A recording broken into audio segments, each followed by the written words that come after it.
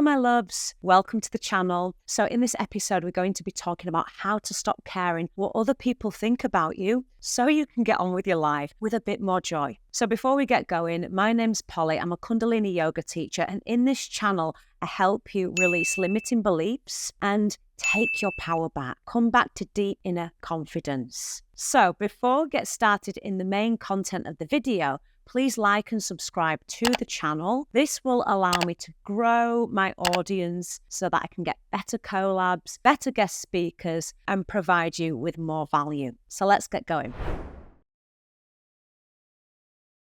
How to stop caring what other people think about you. This is quite a big topic, right? And I'm actually going to open the video with this little quote from Osho, because it's really something that I have kept quite dearly to my heart over the years of self-healing, self-development, self-inquiry, if you like. And the little saying goes, once you are unafraid of the crowd, a great roar arises in your heart, the roar of freedom. And this really is the little mantra that's going to go alongside this video. When we are unafraid of the crowd, we become free. We become free to be ourselves. And once we've allowed ourselves that freedom to be ourselves from the depth of who it is we really are, from our truest values, from our most authentic nature, then we are free. We are free to be. And it's a beautiful, beautiful experience of life. So stay to the end, because at the end of the video, I'm going to give you 3 tips and really powerful ways you can start to embody and work with not caring so much about what other people think about you, so that you can move forward with confidence, so that you can stop second guessing yourself, and so that you can start to show up and deliver your talents and your gift with a sense of authority, instead of continuously thinking, am I going to be rejected by so-and-so, and how is this going to land for somebody else? Okay, let's get going. So let's talk about the 3 main reasons why you actually care what other people think about you. Now, the first reason is because it's actually ingrained into your DNA. It's a survival instinct. So right back in the tribal days, when surviving in numbers, in a community, in a group, was actually a life or death situation, we had to try and fit in and be liked in that group to be able to be protected. Our need or our ability and our desire to want to be liked or fit into a certain community is in our DNA right back when, up until now, okay? It's part of our human nature, first and foremost, because rejection to that community, rejection to that group actually meant death. It meant we were on our own and we couldn't survive. Okay, so that's the first reason why we do like to impress other people, or we like to project a certain set of skills or qualities, for example, is so that we can fit into a certain group and we don't get rejected, because rejection equaled non-survival. This is really root chakra talk, right? It's our ability to do what we can to feel safe in our place, in the environment, in our immediate environment, and also in the world at whole, in the cosmos. So when our survival is threatened, if you like, then we're on our own. So it's inbuilt into our DNA that we want to feel secure, we want to feel rooted, and we want to be part of a community so that we can survive in nature, okay? But what happens here is when we start to move out of tribal times, and when we start to attach our identity and worthiness to our ability to be liked because of X, Y, and Z, or our ability to fit into this community, that social situation, etc., then we've taken away from that core survival antic a constant fear of being rejected, even though we are no longer in that situation and we are at a point in our life when we're adults where we can actually move through life, make our own decisions, fend for ourselves in different ways. And sure, we all need community, but What the ego tries to do is the ego tries to protect us and keep us safe so that we are part of this community, we are part of this group, so that we can stay alive. But it gets overrun. We get very attached to that point, and that's only actually just one part of us, okay? It's only just a tiny little survival part of the brain, okay? What we've done is we've attached ourselves to that part of the brain, and it's become the whole of us. And that's simply not true, because it's only one part. And as we grow older, when we start to learn our own skills, we start to move forward in life, we start to move through evolution, if you like, which is different from back in the day. There is no need to continuously feel the need to survive in that group. Okay, we've got the skills to be able to do that. How can we then start to listen to our own inner wisdom and trust ourselves as well? So that's the first reason why we really care what other people think about us, right? We're not bad people for caring what other people think about us. It's absolutely ingrained in our DNA. We embody it as humans on this planet, but it's become overrun. How can we start to come back to our deeper inner wisdom? So stay to the end, because I'm actually going to move through some tips that you can start to come back to finding that true confidence in yourself and trust in yourself as well. So number 2, another reason why you care so much about what other people think about you is because the way in which society has worked is that we move through life getting very conditioned to trusting external authorities, external sources of information, knowledge, wisdom, education, whatever it is, instead of actually trusting our own inner guidance, our own inner sat-nav, I call it. We've given that power away to external authorities. It starts very young, and then we've been trained to continue that over and over and over again until we cut the tie and go, actually, have I lost myself in the process? Have I lost my ability to listen to my own heart, to listen to my own wisdom, to understand who I actually am, and using that as a sense of direction instead of continuously giving the power away to external authorities? So you can see where it starts. Obviously, we grow up as infants and we need to, like I was talking about before with the DNA, the survival instinct, we're trying to fit in somewhere. So therefore, we need somebody to help us out. We need somebody to help us out as we're growing up, because we can't feed ourselves or clothe ourselves or walk, etc., etc. As we start to grow up, then we start to go into these very sort of traditional schooling systems. And again, the authority is outside of ourselves. We get told what to believe. We get told who to like in history. We get told what history is. So we don't really think about, is it really that? Or has somebody just told me that? We get told all of these different things, what to wear if you were somebody like me who had to wear a uniform, how to dress, what to do, how to behave. So that, again, in that educational system when we're younger, we are relying on other people's opinion for us to be able to know who we are. Our depth, our confidence, our own truth gets sort of stripped away from us, and it starts to get mirrored back at us. And we get told who to be. We get told what to believe. We get told who to trust. And that's other people's opinions continuously reiterating who it is that we think we should be.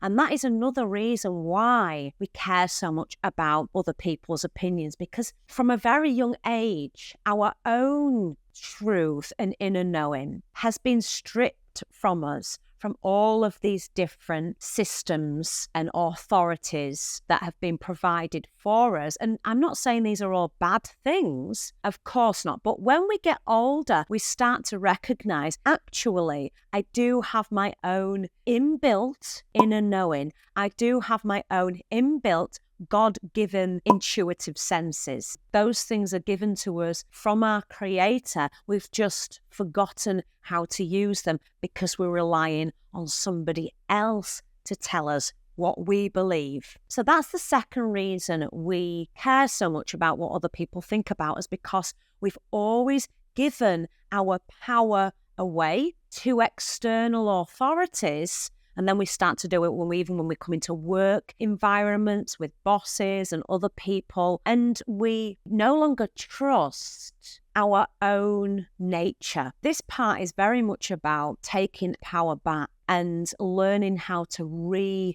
trust ourselves and be our own authority and be the driver in our own life and have some self-acceptance, some self-love, and some deep inner knowing that you already know the answer, but you've just forgotten to listen to yourself, okay? It can be very distracting out there. Now, the third reason that we actually care what other people think about us is because we always make everything about ourselves. We think that the whole world revolves around us. And what happens when we do this is we go into protective mode, again, right back into that DNA survival instinct, where we feel the need to be liked or have certain qualities to fit into a specific group. So that protective ego comes in and it goes, if you say this like this in this group, then you won't be accepted. If you don't look like this in this group, then you're going to be rejected. If you don't speak up about this in this community, then you're going to be banished from the community. Okay, so protective mind comes in and we make every interaction, whether it's work, social, relationships, whatever it is, into how can I protect myself at this moment so that I can fit in. And what happens is we reinforce everything about ourselves. And actually, the funny thing is nobody's caring about you.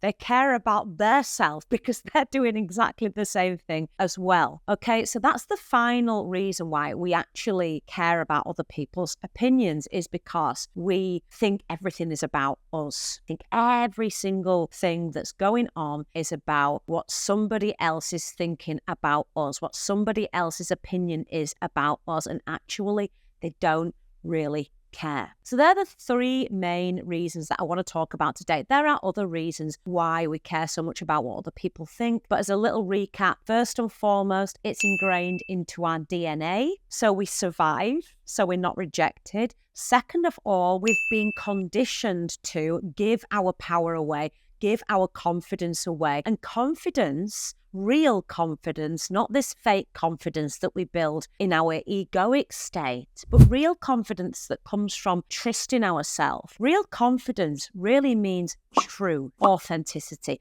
being truthful to one's values and morals and truthful to oneself, okay? So really this is a teaching of satya, something in yoga called truthfulness. Real confidence comes from knowing yourself from the inside and delivering that truth and being and embodying that truth. Instead of relying on external authorities to deliver their truths back to you, it's about actually looking inside of yourself and projecting that truth from your heart space. And then the third thing that we looked at was the fact that we all think everything revolves around us. Our ego tries to protect us in a situation. It worries what other people might think about us because of that DNA quality from tribal times. And then we start to think that everything is about us. So we worry what we can do, what we can say, how we can act, what we can dress like in certain situations. For the final part of the video, I want to give 3 tips, 3 things that we can start to do, that you can start to do today to be able to come back to trusting yourself and not caring what other people think about you so much. Because essentially when we start to have these opinions of others infecting our life so much, they become nooses around our neck and we can't actually move forward with our own self-expression because we're so worried about what other people are going to think about that self-expression. And it stops us. It brings a lot of fear into our body. It stops us from moving forward with our dreams. So let's get into these 3 main tips as to what you can do today to start to stop caring what other people think about you.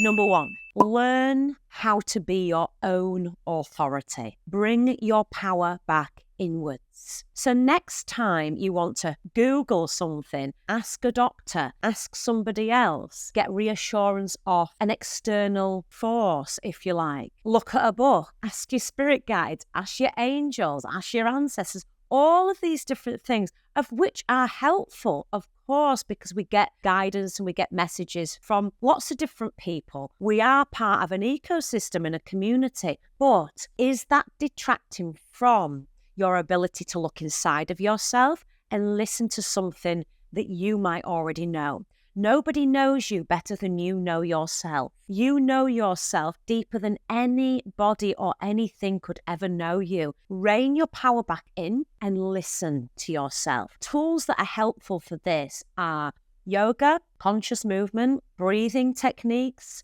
and meditation. Okay, bringing your awareness back into yourself and finding that stillness and listening. That's number one. Okay, the next tip is study aparigraha. Aparigraha is a word in yoga that basically means sort of like non-attachment, or maybe it's translated as non-greed. But essentially, what we do when we study aparigraha, this is something that I've studied for many, many years of my life through various different yogic practices, is we start to release attachment to things. So we start to be able to become the observer of our thoughts. We start to be able to become the observer of our emotions, of our way in which we're moving through life. And another really fantastic thing that Paraga teaches us is how we can become the observer of what opinions we're getting attached to that other people give us about ourselves. So let's say you do an Instagram post and somebody writes, "I really don't like what you look like on this video," for example. You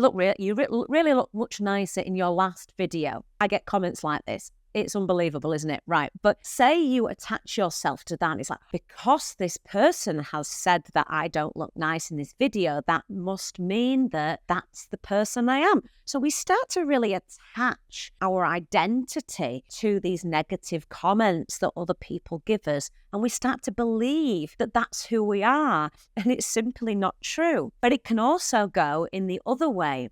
Somebody gives us a nice comment, right? "Oh, I really like this. I really like this. I really like that." And you're like, "Oh, well, that's a nice boost of the ego." But that's all it is. It's just a boost of the ego. Whether it's a negative comment or whether it's a positive comment, how can we detach ourselves from these opinions of others and actually look inside of ourselves and go, it doesn't matter what they say in the negative sense. It doesn't matter what they say in a positive sense, because I know who I am. I'm already whole. And I'm already confident from the inside. And when you start to develop that knowing and that trust and that truth and that confidence from the inside, not from all these exterior sources, then you're bulletproof. And to start to develop that, it's really a sense of coming back to knowing who you are. So a bit of self-study is also helpful at this point, a bit of listening to what are your core values. You could even write a list of 1 to 10 of your core values and your core morals, and notice whether you are aligning your life and your day with those deep inner truths. And then the final point, the final tip, something you can start to embody from today, is start to think about taking your ego out of it. For example, say I come onto this video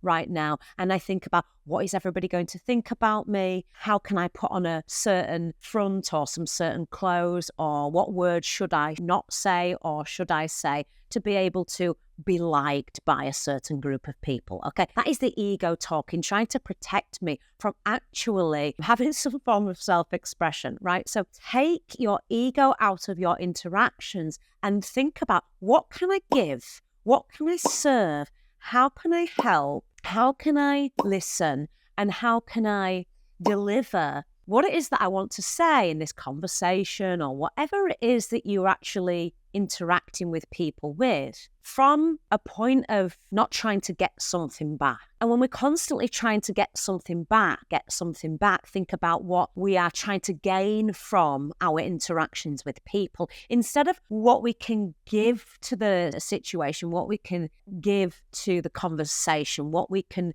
provide for another person. Then we take our protective self out of it and we start to become our projective self. We start to leave that ego at the door so that we don't fear what other people think about us anymore, because instead we're just allowing ourselves to be an expression of our heart space. And that is really about practice. It's about showing up and practicing it and noticing whether the mind starts to take you down a rabbit hole of distraction and fear, and coming back to your center and going, I'm going to serve through my heart here, not through my head. And that's another way that I've personally found is very, very helpful for just stopping that constant niggle of what might somebody think about me when I deliver, for example. Okay, that's it from me today. I hope you enjoyed the video. Please like and subscribe, and I shall see you next time. Lots of love.